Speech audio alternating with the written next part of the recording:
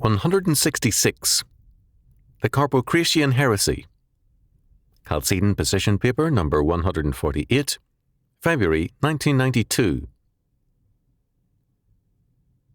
To give attention to the Carpocratian heresy in the 12th century seems highly irrelevant.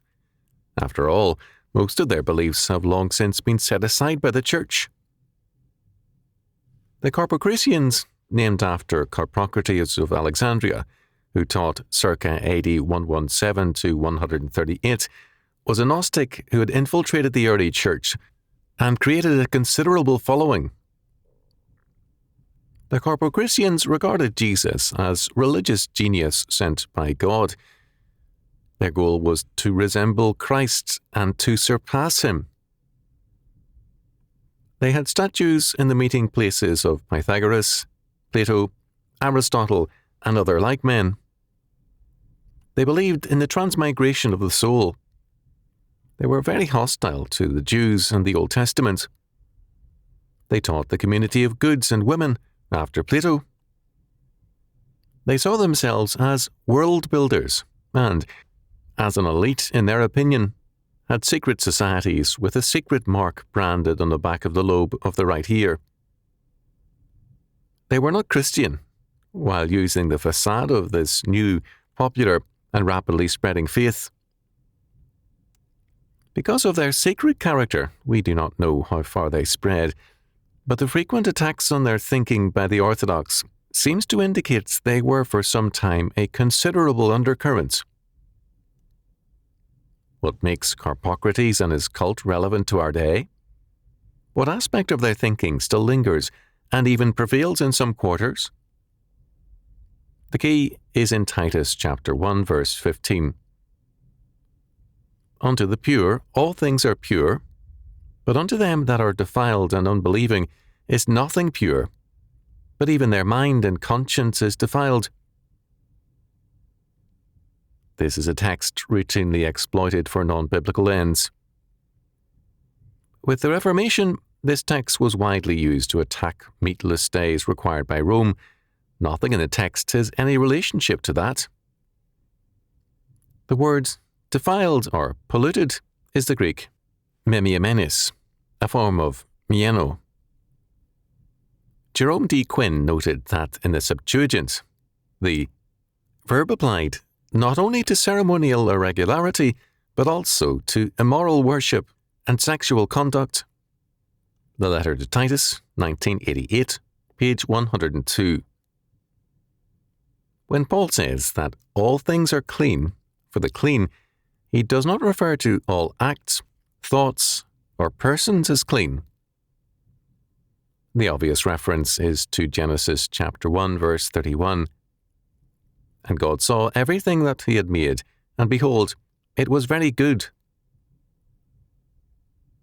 Paul was not saying that breaking any of the 10 Commandments or any law of God was clean. He was not setting aside the dietary laws, nor the order of authority in any sphere of life. He was declaring that all creation has a clean purpose in the plan of God. For the polluted or defiled, all things are unclean. Being polluted or defiled, they defile all things. Nothing in Scripture was set aside by this statement. Paul was speaking of ungodly men who perverted the faith and, in some instances, substituted man-made rules for God's law word. Titus chapter 1, verses 10 to 16. The Carpocratians did what virtually every heretical group of their day and since has done. First, they called themselves Christians and, therefore, the clean ones referred to by Paul. Second, this, quote-unquote, freed them from God's law.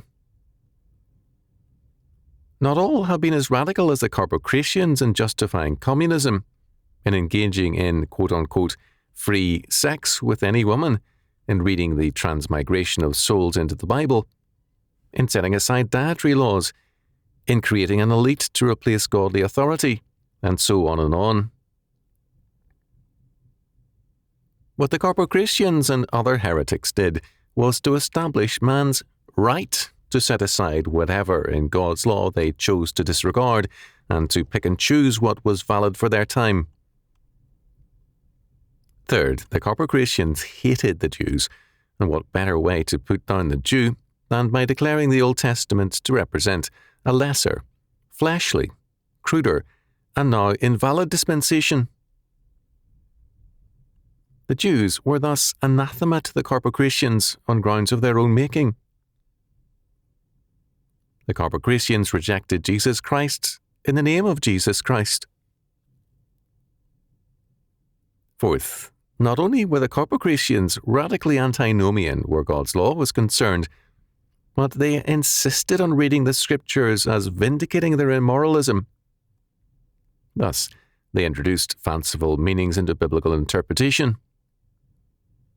Matthew chapter 5, verse 42 reads, "Give to him that asketh thee, and from him that would borrow of thee, turn not thou away."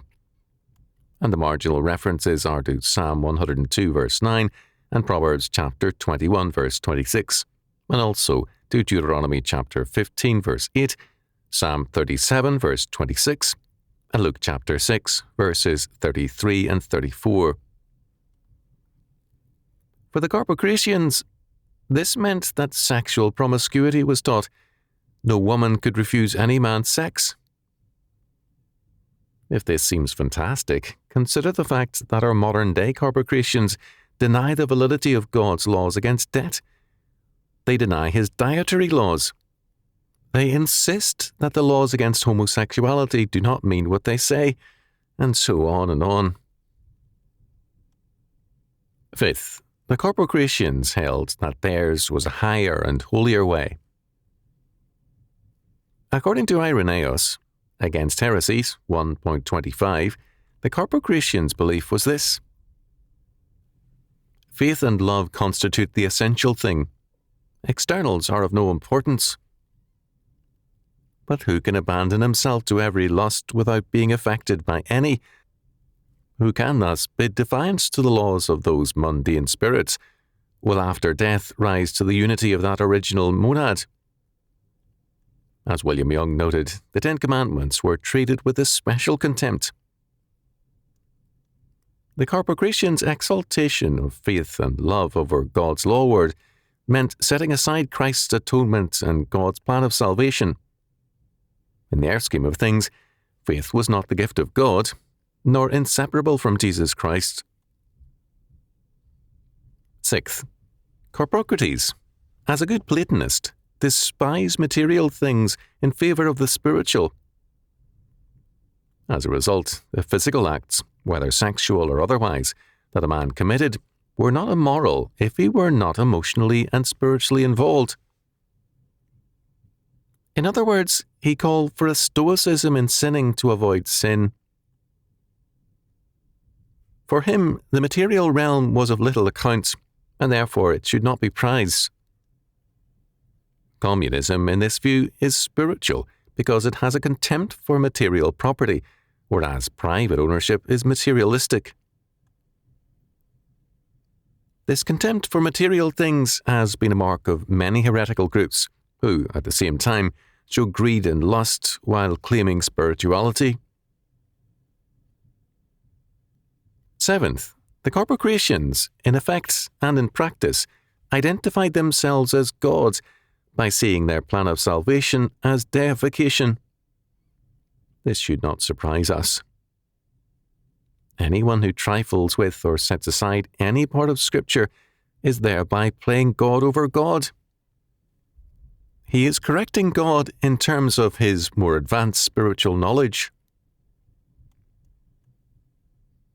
Churches, like persons, can manifest original sin.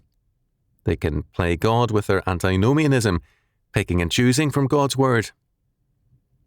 They can do this, like the Carpocratians, in the name of a higher and truer spirituality. Carpocrates was one of many heretics advocating like ideas, only he was more successful than most. As the early church began to spread, and its powers manifest, many evil groups called themselves Christian in order to capitalize on its vitality. These heretical groups were no threat to the Roman Empire because they were ready to recognize its overlordship. The early church thus faced two enemies and two battles. One was with the state, the other with heretics. The Carpocratians compromised with everything, with the faith and also the state. They were too, quote, spiritual, end quote, to get involved in the church and state struggle or against the immoralism of their day. Despite their claims to spirituality, they were not spiritual in any biblical sense. The Carpocratians are still with us in other forms and names.